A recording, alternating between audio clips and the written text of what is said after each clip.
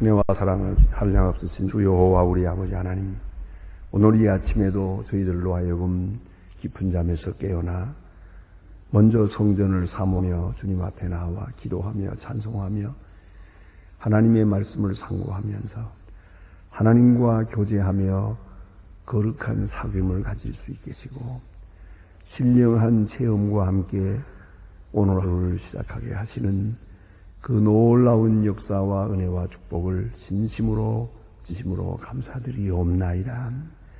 미련하고 우둔한 저희들을 이만큼 지혜롭게 하셨습니다. 추하고 더러운 사람들을 거룩하게 하셨습니다. 게으른 사람들로 하여금 부지런하게도 하셨고, 또 병들기 쉬운 이들에게 이만큼의 건강도 허락해 주신 하나님, 여기까지 인도하신 하나님께 감사와 찬송과 영광을 돌리옵나이다. 부족하기 그지없는 저희들을 이처럼 사랑하사 하나님의 자녀 되게 하시고, 많은 자녀 가운데에서도 특별히 기도하는 사람으로 살게 해주심을 감사합니다. 하나님 아버지, 우리의 생이 얼마인지 알 수 없지만은 주의 부름을 받아 요단강을 건너간 바로 그날 아침까지도 주님 앞에 나올 수 있도록 그렇게 끝까지 이 새벽 제단을 지킬 수 있는 주의 사람으로 살기를 기도하옵나이다. 굳이 오래 사는 것을 원치 않습니다. 건강하게 살기를 바라며 또한 많은 일을 하는 것을 원치 않습니다. 다만 성실하게 주 앞에 살기를 기도합니다. 사람 앞에 칭찬과 존경받는 것을 원치 않습니다. 하나님 앞에 겸손하게 살기를 원합니다.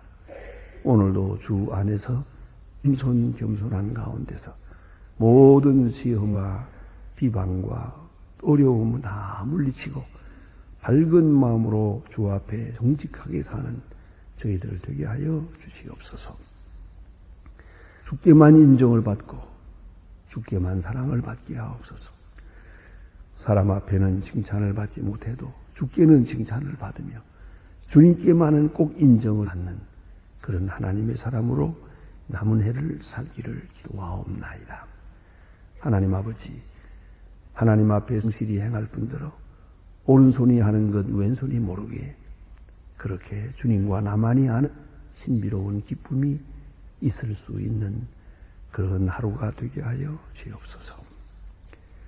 주님의 사랑을 받는 기쁨, 주의 거룩하신 역사에 동참하는 영광과 자랑이 있는 그런 생을 살게 하여 주시옵소서. 자비하신 주, 오늘도 하나님의 말씀이 바르게 권세 있게 전해지게 하시고 땅 끝까지 들려지게 하옵소서. 이 지구촌 어디든지 복음을 듣지 못해서 구원받지 못하는 심령이 없게 하여 주시옵소서.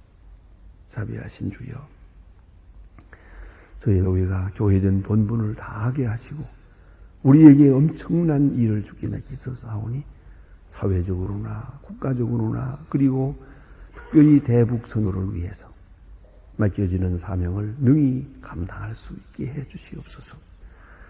주여, 원하옵는 것은 우리에게 북한의 과학기술대학을 세울 수 있는 큰 허락을 주셨사오니 이제 이것을 감당할 수 있도록 모든 은사를 더해 주시옵소서.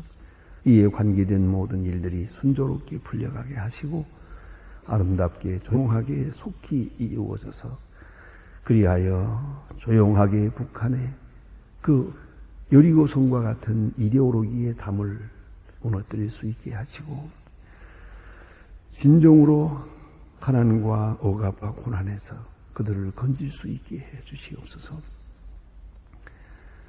500명의 고아들을 우리가 먹이고 있사온데 그들의 마음속에 그리스도의 사랑이 심어지고 주의 사람으로 양육될 수 있게 하여 주시고 그리고 평화를 위해서 소중하게 쓰여지는 일꾼들로 자라나게 하여 주시옵소서.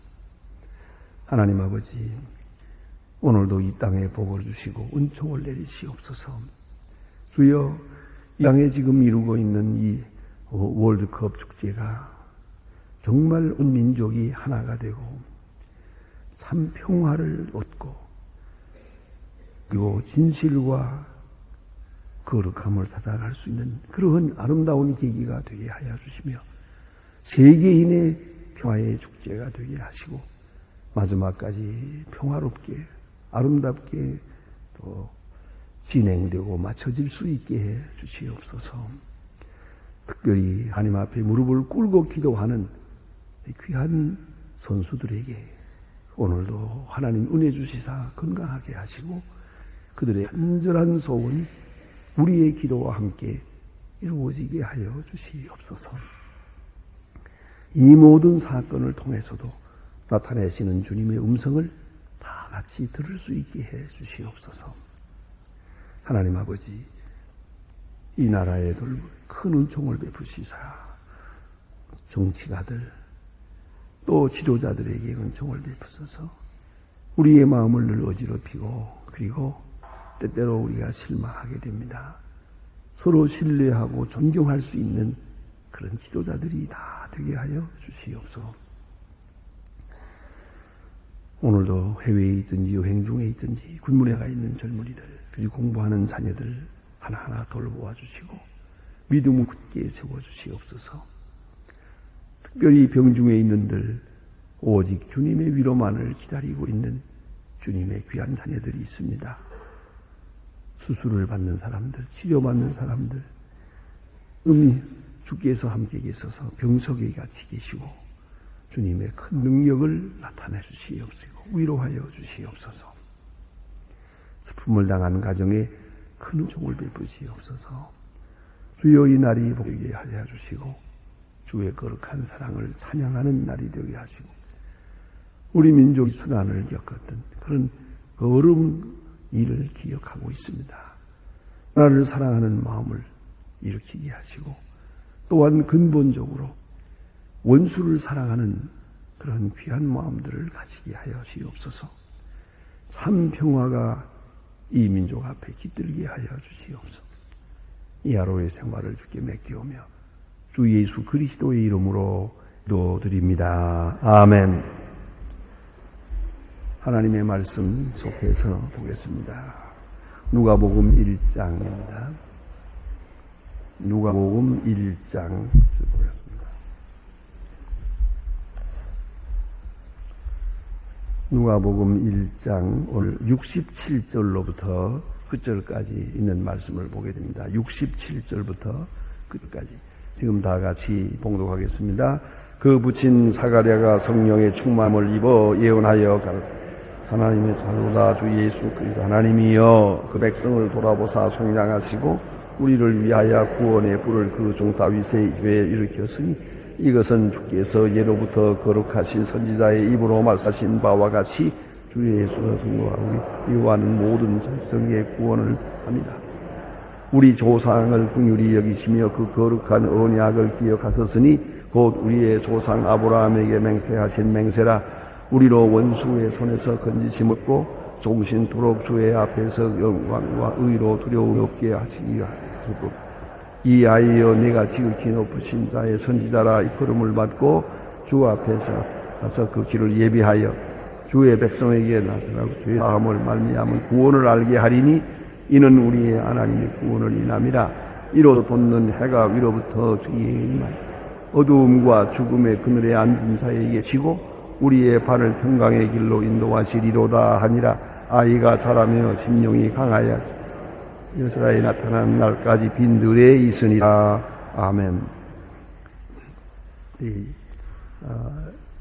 예수님께서 세상에 오시는 그 과정에서 예수님은 먼저 6개월 전에 선지자인 세례 요한이 세상에 태어납니다. 세례 요한이 세상에 오는 것은 어디까지나 예수께서 오셔서 역사하는 길을 예비하기 위해서 오신 겁니다. 또 그것도 역사한 예수님의 오심과 마찬가지로 하나님의 경륜 속에 또 그 구속사의 드라마 속에 있는 중요한 사건입니다. 자, 그러기 위해서 여기 큰 봉사자 나타납니다. 그것이 바로 사가랴와 엘리사벳이요 그리고 마리아와 요셉이다. 이런 분들의 큰 수고와 헌신이 있음으로 해서 그들을 통하여 이 두 사람, 이 두 하나님의 지명하여 세우신 분들이 세상에 올 수 있습니다. 오늘 본문에 나타난 말씀은 사가랴입니다. 지난번에는 그 모친 엘리자벳이 성령 충만하여 그 아이에 대해서 또 혹은 예수 그리스도에 대해서 예언하는 말씀을 말씀한 것을 우리가 봤습니다. 오늘 본문에는 이제 그 요한에 대한 이름을 지었습니다. 요한이라고 이름을 짓고 할례를 받고 이제 확실해졌습니다. 그때에 성령이 사가랴의 마음을 감동합니다. 그동안에 믿음이 없음으로 해서 벙어리가 됐었습니다. 그러니까 10달 동안 벙어리가 됐던 거죠. 그 벙어리가 되어가지고도 그는 기뻤습니다. 왜요? 이것은 우리 집에 귀한 생명을 주시기 위한 것이니까. 우리 집에 아들이 태어난다는 거예요. 그것도 선지자가 태어난다는 거죠. 그 큰 역사가 우리 가정을 통해서 내 몸을 통해서 이루어진다. 어쩌면 병어리가 되어 가지고도 그는 조용하게 묵상하면서 그 귀한 일을 생각하면서 하나님 앞에 감사했을 것이다. 어쩌면 벙어리 되고 감사한 것은 이런 일밖에 없습니다. 안 그렇습니까? 이 벙어리가 중요한 의미가 있는 거예요. 이 벙어리 됐다는 일이 이게 보통 의미가 아니거든요. 그 다음에 아이를 낳아서 할례 받은 다음엔 이젠 또 입이 열립니다. 그러니 이 열린 입 가지고 뭘 하겠습니까? 하나님을 찬송해야지. 이렇게 닫혔던 입이 열릴 때 하나님을 찬송하여, 그건 당연한 일이죠. 가끔 낮에 몇 분이 이렇게 성전에 들어서는 것을 봅니다. 그래 어떻게 오시는 길입니까? 하고 가끔 물으면 지금 병원에서 퇴원하는 길입니다. 병원에 몇 달 동안 있다가 퇴원하는데 내가 집으로 바로 갈 수가 없어서 이렇게 성전부터 먼저 다녀가려고 주일날 교회에 나오고 싶었습니다. 언젠가 나는 빨리 건강해서 교회 나가야겠는데 한 소원이었기 때문에 지금 변하지만은 먼저 이렇게 성전부터 먼저 다녀서 집으로 가야 될 것 같아서 오는 길입니다. 뭐 어디서나 기도할 수는 있습니다만은 그러나 그들의 발걸음은 아주 거룩한 것이것이다. 내가 이렇게 건강을 회복하고 맨 먼저 누구를 만나야 합니까? 이거 중요한 거 아니에요? 무서운 얘기입니다만은 요새 그것 때문에 각 젊은 사람들 내 가정마다 큰 문제가 되었다고 하는데 안종환 군이 꼴을 놓고 맨 뭐 하는 일이 뭡니까? 그 자기 사랑하는 아내가 끼워준 그 반지에다가 입을 맞추는 거예요. 먼저 탁 맞추고 나서 손을 탁 들어요. 그걸 보고 이 남편마다 그런답니다. 아내들이 그런답니다. 자, 저 안정환 저렇게 아내를 사랑하는데 당신은 뭐예요? 그런답니다. 그렇지. 큰일 났죠, 그거. 그렇게 하기가 쉬운가? 네. 근데 내가 그래서 그랬습니다. 그 안정환 군인이 부인이 미스 코리아예요. 보통 예쁜 게 아니에요. 그래서 그렇게 예쁘면 하지 그랬습니다. 네, 아무튼 맨 먼저 기쁠 때 맨 먼저 생각하는 게 누굽니까? 또 어려운 일이 있을 때 맨 먼저 생각하는 게 누굽니까? 또 이렇게 벙어리 됐다가 입이 열렸어요. 이제 맨 먼저 무슨 말부터 해야겠습니까? 하나님을 찬송하는 거죠. 하나님을 찬송하는 것. 이 얼마나 아름답고 귀한 역사입니까? 어느 부친인 사가랴가 성령이 충만을 입어 그랬어요. 또다시 충만이라는 말이 나옵니다. 엘리자벳이 충만하고 오늘 여기에는 지금 사가랴가 충만하고 그랬어요. 지난 시간에 말씀드린 것처럼 이 충만이라는 이 플레레스라고 하는 이 단어가, 이 용어가, 신학적 용어가 누가의 전용 용어예요. 누가만 사용하고 있습니다. 그래서 사도행전에 사탄 누가가 썼으니까 거기에 충만이라는 말이 나와요. 또 오늘 본문에서 충만이 나와요. 이 충만이라는 말, 이 충만신학, 생각해 볼 문제예요. 아주 중요한 의미를 가집니다. 오늘 본문에 찬송하리로다 이스라엘이 하나님이여 하고 시작합니다. 충만한 사람은 하나님을 찬송하는 거예요. 무서운 얘기입니다만은 제가 이제 장모 되는 분이 언젠가 그런 어른이 제가 언젠가 한번 연세가 높았을 때 어느 부에 참석했었더라고 그래요. 갔다 와서 하는 얘기입니다. 하더니 밤새 어떤 분이 옆에 앉아가지고 이렇게 손을 들고 충만 오일 기도는 그거 하나뿐이야. 충만 밤새껏 그러더랍니다. 그러니까 좀 시끄럽기도 하지만은 저분이 왜 저럴까 생각했다가 한번 물었답니다. 아주머니 그 충만은 왜 자꾸 충만을 찾습니까? 그 충만해야요. 성령 충만. 그게 충만해서 뭐라고 합니까? 그거 모르세요? 충만해야 장사가 잘 되죠. 그러더랍니다. 이거 참 문제죠. 그렇죠? 그리고 우리가 이 충만이라는 게 뭡니까? 충만하여 하나님을 찬송하여 가라되. 그걸 잊지 말아야 돼요. 충만한 사람은 하나님을 찬송해요. 그 마음에는 어두운 그림자가 없어요. 성령이 그 생각과 마음, 지성과 감성과 이성과 의지를 다 붙들어 버려요. 아주 완전히 사로잡는 그런 시간이에요. 그런 거로 그 속에는 불합리한 게 없어요. 불분명한 게 없어요. 희미한 것도 없어요. 모순된 것도 없어요. 다 알아보기만 해요. 그러니까 하나님을 찬송하는 것이죠. 그리고 구체적으로 보세요. 하나님이 그 백성을 돌아보사 속량하시고 그랬어요. 하나님의 구원의 역사를 바라보게 돼요. 지금 이스라엘 나라가 그 당시에 지금 로마 사람의 속국이요. 정치, 경제, 문화, 종교 말할 수 없이 타락해가지고요. 모든 면에서. 그래도 성령 충만한 사람은 하나님의 구원을 보는 거예요. 그게 다르죠. 하나님께서 이 백성을 사랑하신다. 하나님은 이 백성을 버리지 않았다. 구원의 역사를 보게 돼요. 그것이고요.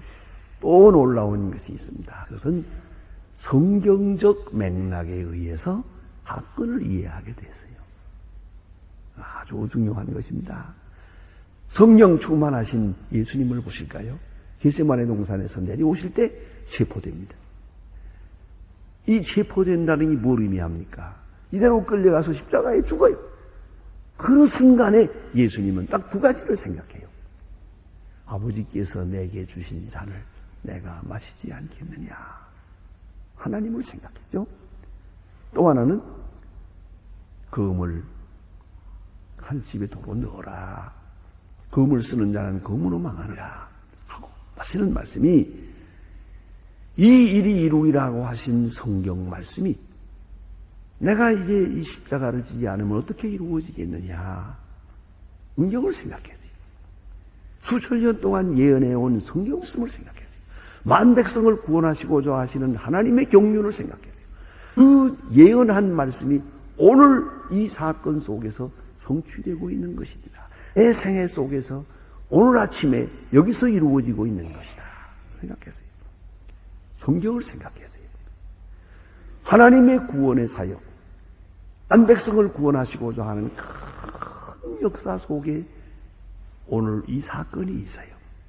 그걸 생각할 줄 아는 것이 바로 성령 충만이에요.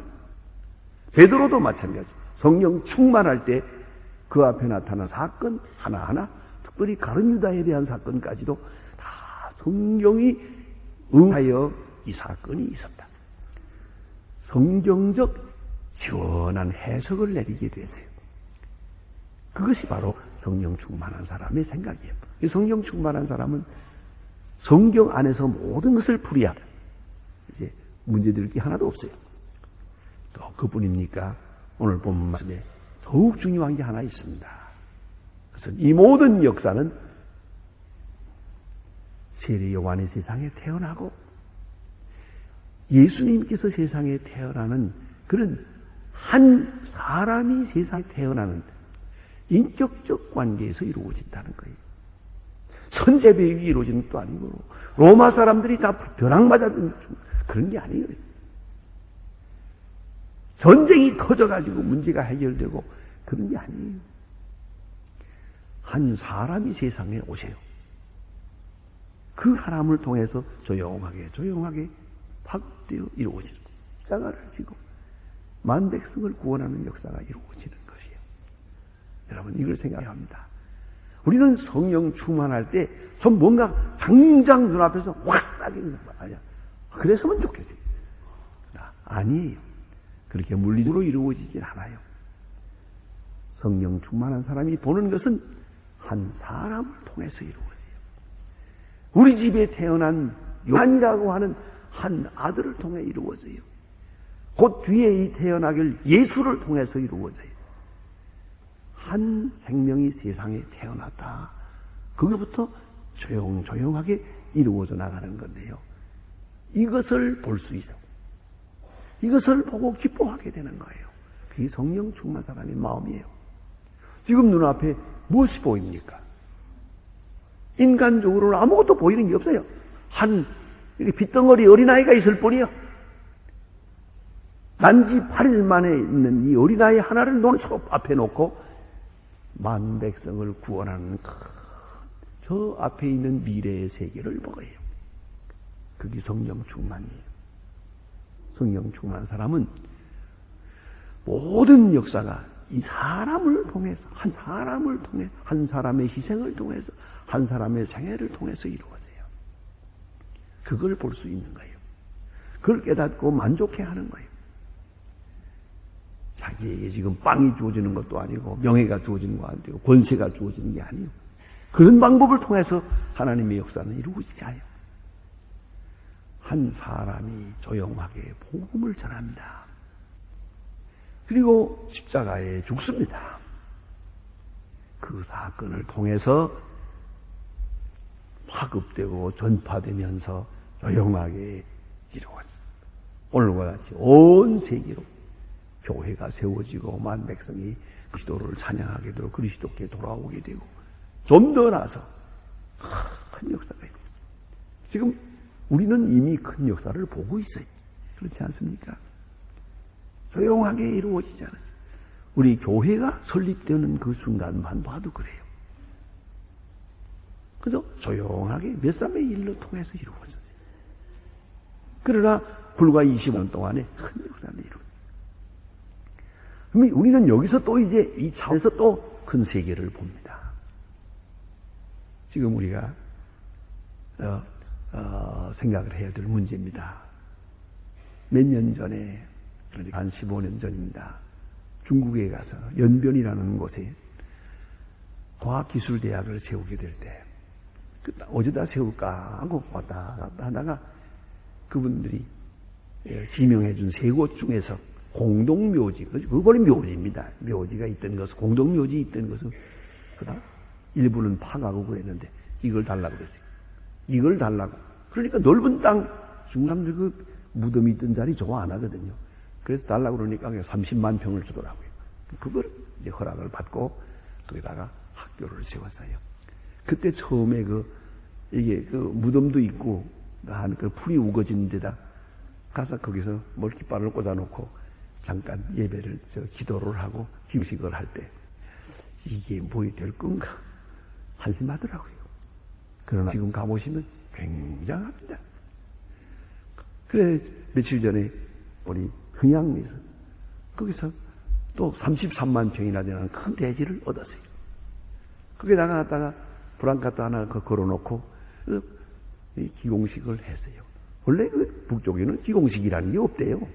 근데 우리는 해야겠다고 해서 우리가 브랑카트 다 만들어가지고 갔대요.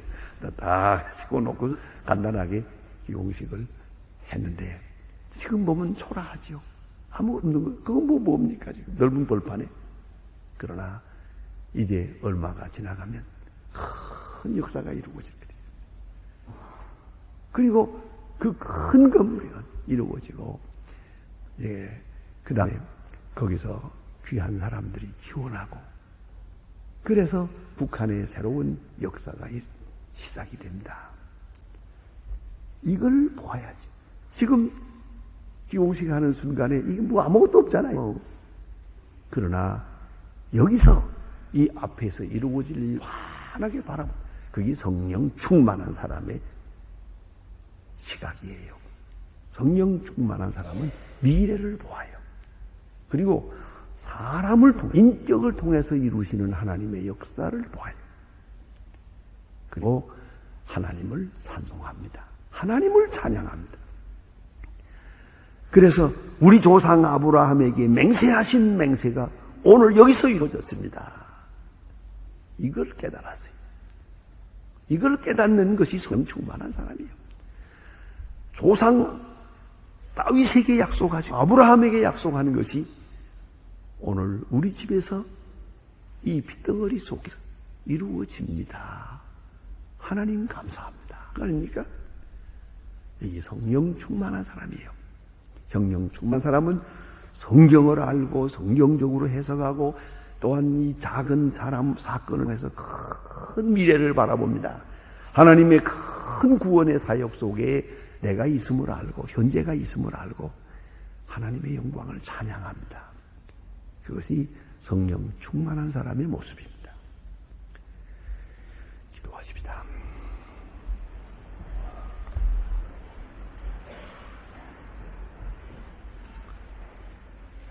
하늘에 계신 우리 아버지시여, 이름이 거룩히 여김을 받으시오며 나라의 마옵시며 뜻이 하늘에서 이룬 것 같이 땅에서도 이루어지이다.